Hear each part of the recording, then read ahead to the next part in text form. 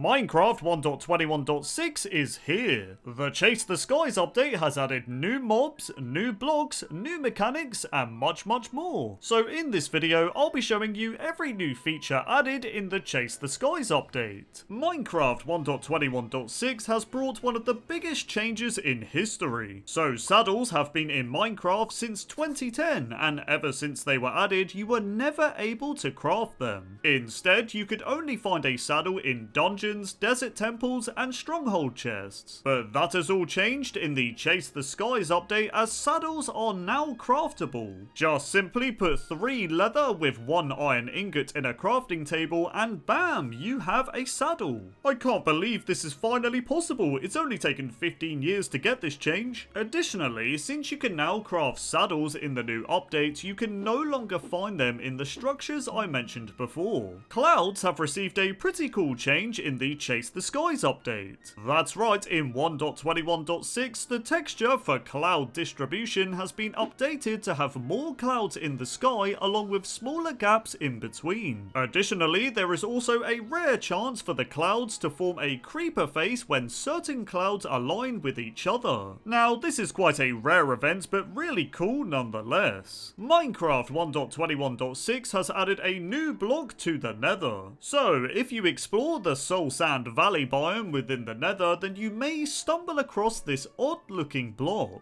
This is the dried ghast. Found between nether fossils in Soul Sand Valleys, the dried ghast resembles an immobile, harmless ghast that takes the form of a block. The dried ghast can instantly be collected by the player with any tool or by hand, but you can also craft one by using 8 ghast tears and a bone block. Another way you can obtain the dried ghast block is by bartering with piglins. That's right, if you throw gold ingots at a piglin to barter, then there is a 2.13% chance for a piglin to give you a dried ghast block.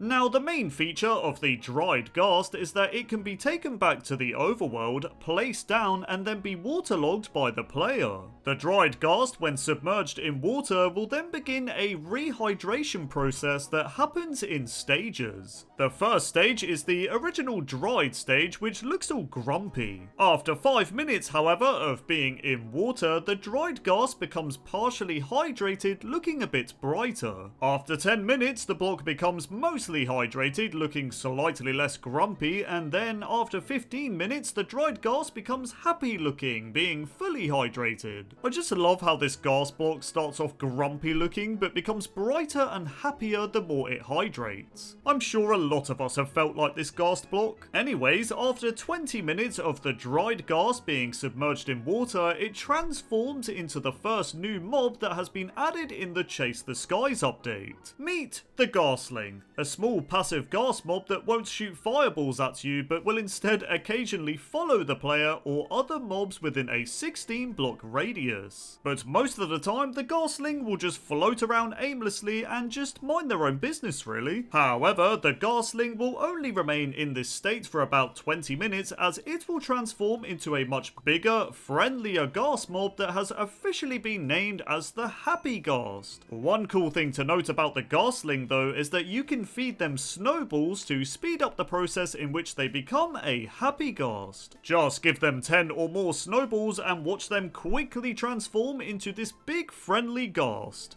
Now then, let's talk about the Happy Ghast. So the Happy Ghast is a mob that will float around aimlessly in the overworld but with a smile on its face. The mob is completely passive, has 10 hearts of health, and will drop 1 to 3 experience orbs when killed. But you guys won't be getting experience orbs off a Happy Ghast because you wouldn't be so horrible as to kill one, would you? Hey, it doesn't count that I did it. I had to do it for the sake of the video. It doesn't count, okay? But anyways, the Happy Ghast will also serve as a brand new way to travel around the overworld, and here is why. So if you manage to collect 3 leather, 1 glass, and some wool, you can put them together in the crafting table like so and craft a brand new item which is known as the harness. Now the harness looks like this and comes in 16 different color variants, which is based on which wool color you use to craft it. This harness can then be equipped to a Happy Ghast, changing the Ghast's appearance to have aviator goggles above its head. Once the harness is equipped, the player can ride the Happy Ghast and fly both horizontally and vertically, allowing for more precise movement in the air. Oh, also, while the Happy Ghast is being ridden by the player, its goggles lower to cover its eyes, looking like this, and I think that just looks amazing. Now, what's cool about the Happy Ghast is that it can be ridden by up to 4 players, so if you're playing on multiplayer servers, then you and your friends can traverse the overworld together using one harness on a big smiling ghast mob. I will be the one controlling the ghast though, because I don't trust my friends to not ride us into a cliff or something. Not only is the Happy Ghast great for exploring your world, it's also a very useful mob for building in high places, and here is why. So not only can players ride Happy Ghast, they can also stand on top of them as well, as if they were a solid block. The ghast will then remain still while players are standing on it. This makes it easier to both mount and dismount the mob, as well as allowing players to build high above the ground without the risk of their ghast flying away. Another really cool feature with Happy Ghasts is their ability to transport entities in the air by using leads. For example, if a player attaches a leashed mob to a Happy Ghast, then you will be able to transport said mob from point A to point B. A Happy Ghast is also able to have a leashed boat attached to them, meaning you can have 2 players sitting in the boat and 4 on the Happy Ghast, allowing 6 of you to fly from point A to point B at once. Now, while we're on the topic of leashed mobs, leads have received a few major changes in the 1.21.6 update. So first of all, leads before this update were crafted with 4 strings and 1 slime ball, but in the Chase the Skies update, it was changed to only use 5 string. This was likely done to make leads easier to craft, as slime balls can sometimes be a bit difficult to obtain. Another change made to leads in the Chase the Skies update is a change made to the lead mechanics themselves. So we all know multiple mobs can be held by leads at once, but in 1.21.6 an additional change to where entities can be attached to other entities with leads. For example, if you want to connect multiple pigs together in a caravan-like fashion, then you can. The pigs will also follow you in a much more organised state instead of them all being bunched up together with the old lead method. It's also worth noting that with the new lead mechanic, you can also connect boats to other boats. This means you can have a string of lead connected boats in the water, which can allow you to do things such as transport many mobs or boats with chests across water.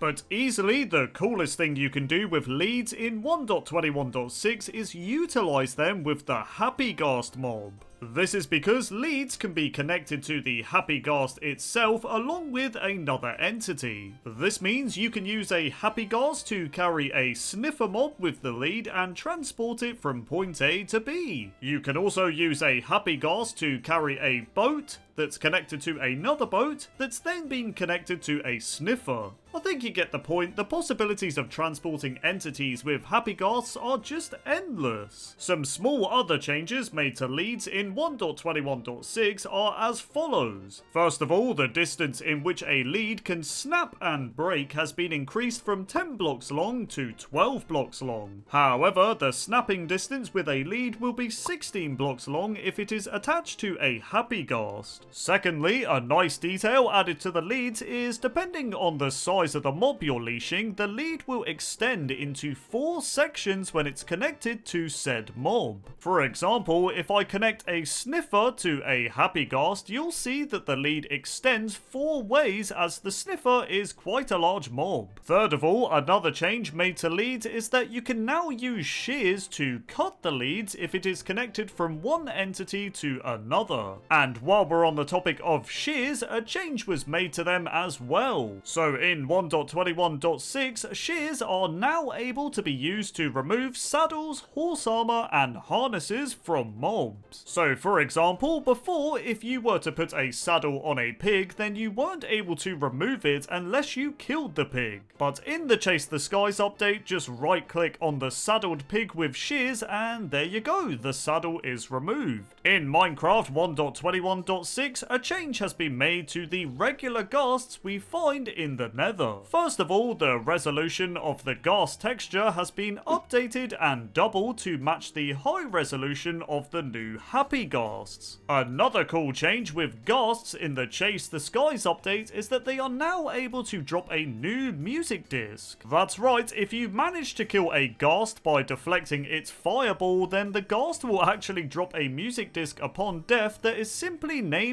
Tears. Here is a preview of how the new music disc sounds.